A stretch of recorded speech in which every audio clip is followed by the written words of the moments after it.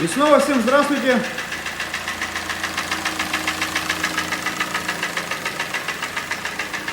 Четвертый Sportish G4 NA задиры. Как вы все прекрасно слышите, вот у нас 16-й, по-моему, автомобиля, пробег 97 тысяч километров. Так, ну что, по одометру слышно, хорошо брякает. Сейчас будем разбирать, дефектовать. В данном случае, скорее всего, форсунок еще не стоит, 16-й год. Но кто говорит, что с форсунками не задирает, посмотрите ниже видео. Там у нас, по-моему, синий, либо красный ли он Sportish. Автомобиль в одних руках, то есть пожилой человек на нем ездит в деревне, мало очень. То есть короткие поездки у него были. Постоянно запускал, грел и так далее. Пробег 30 с лишним тысяч, 34, по-моему, если я не ошибаюсь.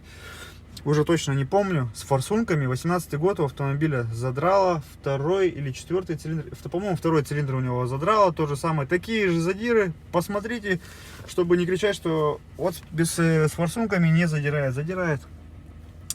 Так, ну что, разбираем, дефектуем, все промеряем и уже принимаем решение, что нужно менять, что не нужно, начиная с навесного, заканчивая насосами и вкладышами. Работаем. Поснимали все навесное, по навесному. Такое ощущение, что ребят помаленьку начинают экономить, производитель. Да не ощущение, все знают, что начинают экономить. Корпус воздушного фильтра привернут на 1 болт, это ладно. Само качество вот этих вот защелок, оно какое-то непонятное. То есть сломалась сверху одна защелка и сломалась снизу одна защелка на кондиционере. Остальные все целые, шланги, слава богу, все целые, все хорошо. Возможно из-за газа, то есть, но опять-таки из-за газа они рассыхаются где-то в районе газа. То есть шланг вот этот вот, который газ пропускает, тоже он высох весь. Ну это ладно, обрежем, ставим. Сальники клапанов высыхают, но по наружу, как правило, это никаким образом не сказывается. Либо это жесткий перегрев, но это, естественно, посмотрим, с ним сразу будет видно по головке и по блоку. Либо просто такие вот защелки стали. Но ничего страшного, то есть на хомуты также посадим, как вот газ был посажен на черный. Также это все сделаем аккуратненько. Мотор внутри, как и предполагалось, чистый, автомобиль на газу, других вариантов не должно быть.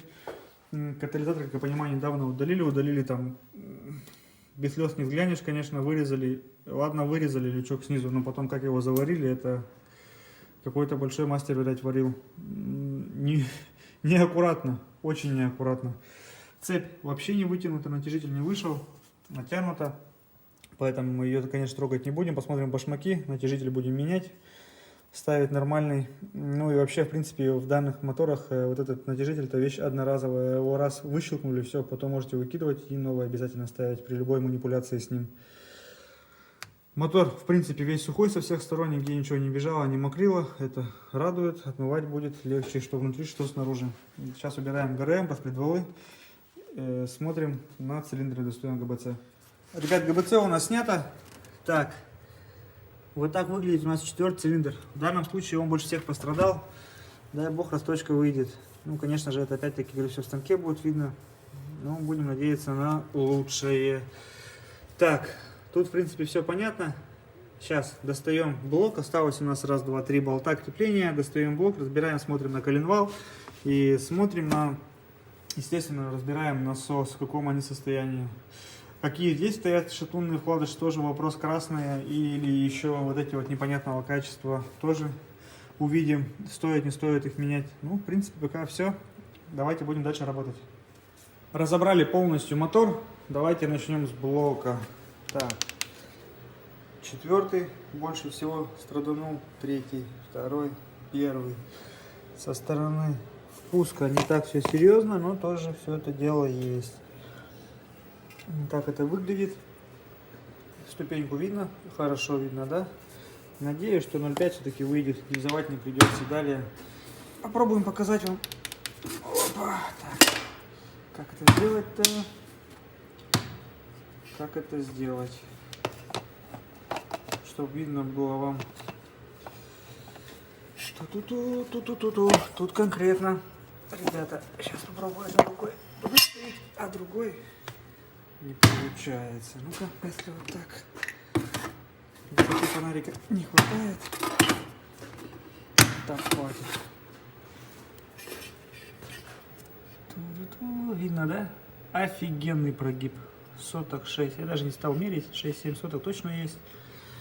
Естественно, сразу пометили плоскость. Перед рассрочкой либо гильзовкой все отверстия подачи масла заклеили. Потом уже, когда плоскость будем делать, тогда уже все это дело отклеим, чтобы лишняя стружка туда не летела. Ну, видите сами, все прекрасно.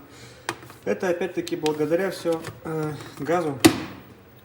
На газовых автомобилях вот такая вот ерунда частенько встречается. Поэтому здесь будем делать фрезеровку. По блоку понятно. Второй цилиндр. Ну, поршня, как и следовало ожидать, чистейшие, кольца чистейшие. А почему? Да потому что не видит нашего плохого бензина. На газу автомобиль ездит, и все кристально чисто. Оп. Так, здесь у нас тоже все чистенько. Это у нас первый цилиндр. Где у нас четвертый-то? Вот он, родной четвертый. Тарабанил, который конкретно, все слышали. Ну, кольца прям вообще видно, да? Просто идеальные, как будто бы новые. То же самое и здесь. Вот что значит, автомобиль на газу. Есть свои плюсы, но есть свои минусы. Вкладыши. Снизу красный, сверху такой стоит. Очень много сейчас есть 100 номера, которые нормальные вкладыши. Они идут китайские, алюминиевые, дозоры там охренеть какие большие. Поэтому с официальных складов только дилера надо заказывать Мобис. Они стоят, конечно, там раза в 3 дороже, в 4, но опять-таки они приходят нормальные. Учтите это. Кто-то вам будет продавать дешевые, вы сначала приведите, посмотрите коробочку. Даже если будет Made in Korea написано, еще раз говорю, очень многие переклеивают. Достаньте вкладыши, посмотрите, если там будет алюминиевые, сталь алюминий, то ну, это явно не то. Далее по вкладышам видно, группу видно, но какая-то грязь сюда залетела. Все-таки такое ощущение, что фильтр масляный не выдержал, порвалась бумажка в нем и грязь полетела. Тут есть небольшие царапинки, ну только на первой шейке, на остальных все шейки в размере, пробежались, все это дело протерли, пробежались микрометрами, коренные шатуны в размере. Здесь небольшая царапина, ничего критичного здесь нету. Естественно, заменим эту шейку. Опять-таки насос разобрали, вроде бы как в крышке все нормально, но видно, здесь прямо съело его конкретно, борозды большие. Менять, к сожалению, менять ничего не остается. Далее по проводу вкладышей хотел показать вам, где у нас эта шейка. Вот у нас эта шейка, сюда залетела, видно, да, выдернул с алюминием все дело. А здесь всего небольшая царапина. Это вопрос к тем, кто кричит, что красные вкладыши говно, ничего не держит, ребят. Ну вот тут все с алюминием выдрано, здесь небольшая царапина. Давай, фокусируйся, вот она, да. Оп, а здесь вот как выглядит. У кого еще вопросы остаются, почему мы эти вкладыши ставим? Потому что они гораздо прочнее. Так. Головка, понятное дело, в ремонт, она на газу ездила, поэтому тут даже без вопросов. Просто так ее не стали разбирать, там все понятно. Полный капремонт будет. Шарошить, фаски снимать, притирать, сальники менять. Зазоры здесь регулировать не надо, компенсаторы стоят. Компенсаторы, кстати, я не слышал, на автомобиль на холодную запустил, работал довольно-таки тихо, не считая поршней, компенсаторы не слышно. Так, сейчас вставляем список работ, запчастей, отправляем клиенту на согласование и будем приступать к восстановлению этого двигателя. Снова всем привет! Пришло время собирать у нас Sportage, все готово, блок расточен, расточка вышла, все везде отмыто, все везде чистенько, кольца у нас тейкен, кольца тейкен, поршня тейкен, кольца ТПР, вкладыши, естественно, нормально лежат, будем менять, так как, помните, да, не очень хорошие стоят. Коленвал спиртовыми очистителями сейчас промываем, продуваем все это дело хорошенько и будем устанавливать. Поверхность фрезернули, автомобиль на газу кривовато, поэтому все это дело сделали. Вот так вот это все у нас выглядит. В данном случае стоят форсунки для смазки стенок цилиндра, не для типа охлаждения, которое брызгает в дно поршня. Я думаю, это незачем. А именно для лучшей смазки рабочей стороны выпуска.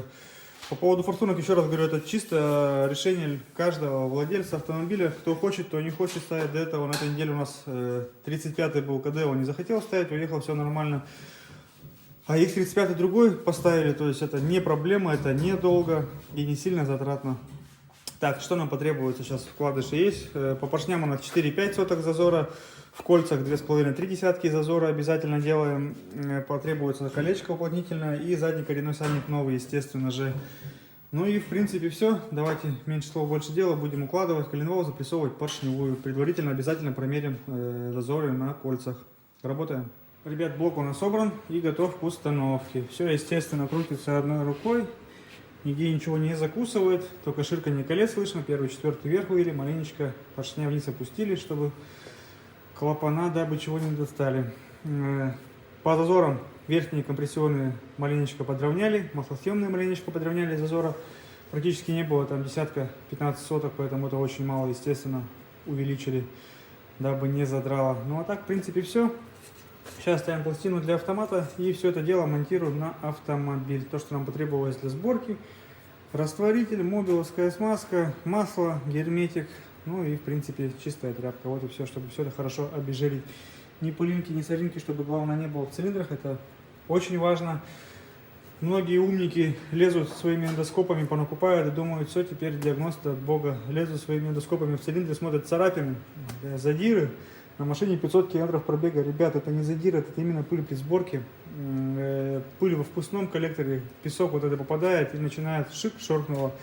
На автомобиле, который с пробегом, помимо песка, там пыли, нагар отпадает от клапанов, от поршней, попадает на кольца и шоркнуло. То есть это нормальное явление, не надо путать вот эти вот царапки от задиров. Это вообще разные вещи абсолютно.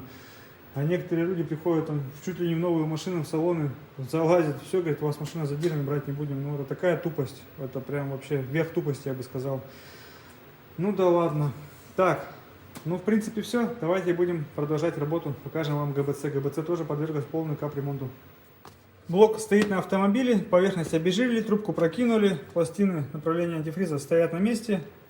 Они разные, со стороны впуска, со стороны выпуска, обязательно не перепутайте их. Ну, хотя их по-другому не поставить, то есть это туда не влезет. Выемка сделана. Так, здесь в принципе все понятно у нас. ГБЦ полностью откапиталена. Также поверхность промерена еще раз после очистки, старой прокладки ровненькая, фрезеровку здесь не делали. Все клапана в станке прошлись, раковины убрали, нагар убрали, прошарошили седла, фаски сняли, после этого все дело притерли. Ну, естественно, сальники заменили. Так. По поводу катализатора, вот так вот его здесь удалили. Видно, да? Просто лючок и все. И заварили. Заварили, потом вот вон она проволока торчит. Красота. Ну ладно. Так. Все сказал. Болты, мобиловская смазка у нас, как обычно. Шланчики для газа новые, который идет на впускной коллектор. По краям обязательно герметиком промазываем. Обезжириваем обычным растворителем. По поводу старой прокладки еще раз говорил, шкурка. Наждачная бумага самая мелкая, об что-нибудь убрали, вот это вот крупные камешки с нее, чтобы она была не такая шершавая, идеально. Просто-напросто потом идеально подходит для очистки ГБЦ и блока. Так, давайте будем приступать к монтажу ГБЦ, пока ставим, шланги прокидываем, стартер, датчик коленвала, ну в общем-то работа есть, здесь вплоть до впускного коллектора можно собирать. Работаем. ГБЦ протянуто, впуск поставили, правую сторону собрали. Так, далее ГРМ выставили, цепь, напоминаю, старая, поменяли только один башмак, просверлили сверление для смазки, поставили натяжитель от НД мотора с усиками. Вот они, эти усики, более-менее хоть что-то они держат, то есть не дают натяжителю обратно уйти. Родной натяжитель без усиков и вещь такая крайне ненадежная, поэтому стараемся их не ставить. Так, сейчас будем устанавливать передняя клапанная крышка, естественно, два колечка новых. Естественно, сальник коренной новый. И прокладка осталась. Сейчас полтора будем автомобиль запускать. По поводу герметика, еще раз говорю, 15-20 минут хватает схватиться ему. И потом уже запускать, заливать масло, запускать. На горячую высыхает моментально. Так, ну что. В принципе, все. Шланг газовый поменяли, который порвался сразу же. И больше никаких вопросов не было. Работаем. Мотор полностью собран, готов к первому запуску. Масло, антифриз залили. Здесь, в принципе, антифриз заливается довольно-таки удобно. Практически, я так думаю, воздушной пробки не должно остаться. Зашло 6,5 литров, то есть по максимуму. Ну, здесь плюс газовая стоит. Поэтому я так предполагаю, что все, воздушной пробки здесь быть не должно. Масло залили, антифриз залили. Сейчас только провернем. Макс! Иди сюда. Сейчас только провернем массу и, в принципе, все. Можно будет запускать массу. Пока проверни. Я записываю. Так. В принципе, все собрано, все готово. Дроссель помыт. Опа. С дросселя все слили. Опять-таки на газу. Автомобиль очень много газоконденсата. Все это дело надо убирать, сливать. И следить за клапаном картерных газов, это вещь такая, говорю, может залипнуть и нагонит полный коллектор масла, тем более катализатора нет. Так, ну что, ремонт вышел там в районе 100 тысяч у нас, чуть меньше, наверное, потому как клиент привозил свое масло антифриз, масляный фильтр и натяжитель. Залили его, также Felix GDM, Hyundai Xter Ultra Protection 5W30, 200-500 километров нужно будет заменить масло с масляным фильтром обязательно. Обкатка мотора 3000 километров, не более 3000 оборотов, тоже немаловажно. Ну и в принципе все. Обязательно используйте масла по применяемости по допускам, которые на ваши моторы рассчитаны завод-изготовитель, не официальные дилеры книги, которые печатают, а именно сам завод-изготовитель. Автомобили сейчас очень много пригоняют с Кореи, тащат из Кореи. И раньше таскали скорее. И вот когда скорее машина приезжает, открываешь книжку, там никаких нету 5.40, 5.50 и тому подобное. Ужас. Не гуще 5.30 масла, хотя в Корее, я думаю, даже пожарче, чем у нас будет. Нет там никаких 5.50 масел и тому подобное. На зиму нулевка, на лето пятерка. И менять раз 7000, и все будет нормально. И, естественно, следить за заправками, которые вы заправляете, бензин и газ. Что газ, что бензин, одна заправка может кончить мотор в легкую. То же самое, как и поддельные масла там и тому подобное. Так, ну что, давайте будем запускать и слушать, как он у нас заработает.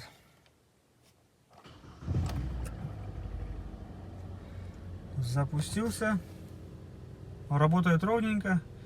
Никаких ошибок, ничего нет. Сейчас будем прогревать до рабочей температуры. Потом минут 5 держать на газу. 2500 оборотов поднимать, смотри, чтобы где ничего не капало, не бежало. И в принципе можно автомобиль выдавать. Так, ну что, послушаем снаружи и заканчиваем.